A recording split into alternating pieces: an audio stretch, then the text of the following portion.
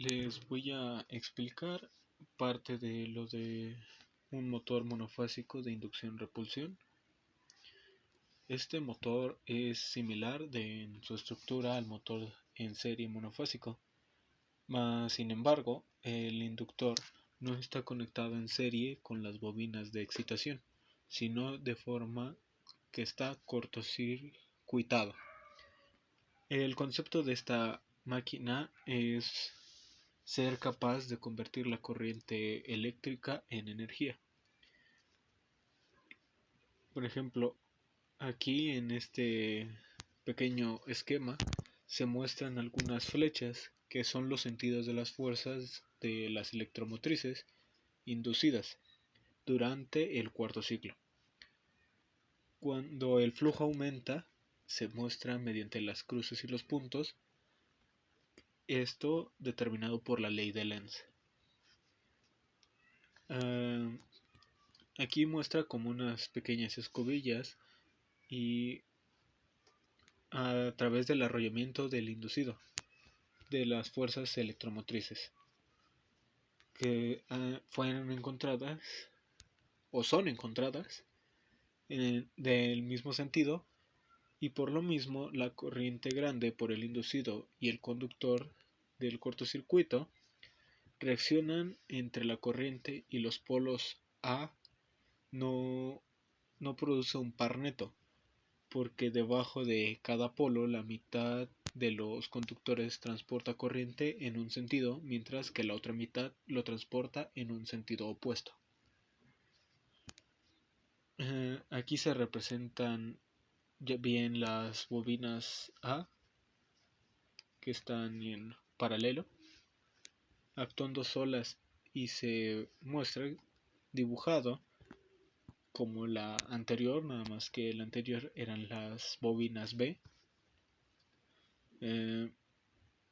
que para el cuarto ciclo, durante el flujo va aumentando, la muestran. La única diferencia entre estas dos imágenes es la posición de las escobillas con respecto a los polos.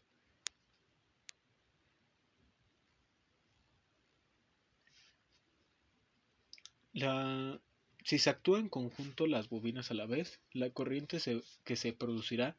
en el inducido de las bobinas A desarrolla un potente par en el motor al reaccionar con el campo magnético de los polos B. Cuando el motor adquiere velocidad, actúa un dispositivo centrífugo y empuja contra los extremos de las delgadas del colector, cortocircuitando así todas las bobinas del inducido.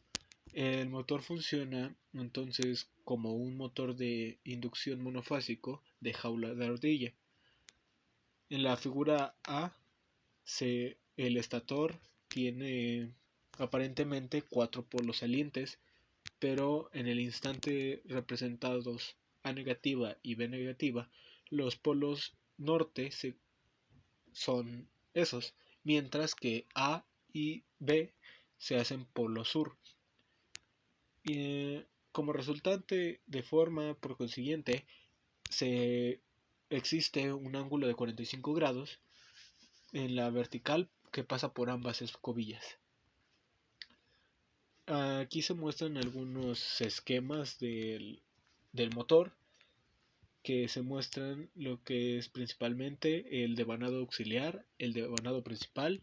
el interruptor, alguno que otro condensador y obviamente la fuente de alimentación en corriente alterna. También el motor necesita una placa de datos o placa característica que tiene que ser fácilmente visible y debe de estar sujeta con el mismo material de la placa en los remaches para que no haya problemas de que se suelte, y también tiene que estar grabada en caso de que se decolore o se pinte por accidente para que siga siendo visible la información. Tampoco debe de estar sucia o pintada con la misma pintura que viene en la capa del motor, porque eso ya sería una, una falla o una falta a los reglamentos. También aquí hay algunos ejemplos que tiene que tener, como el nombre del fabricante, tamaño, forma de construcción, la clase de corriente, clase de máquina,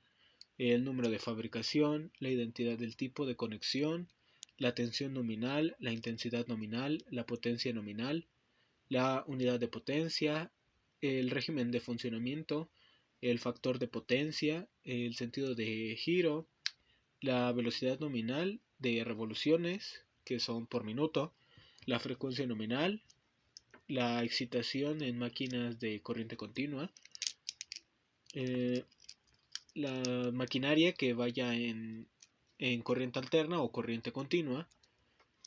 y también la clase de aislamiento, la clase de protección, el peso en kilos o en toneladas en el caso de alguno que otro tipo de motor, y el número y año de edición de la disposición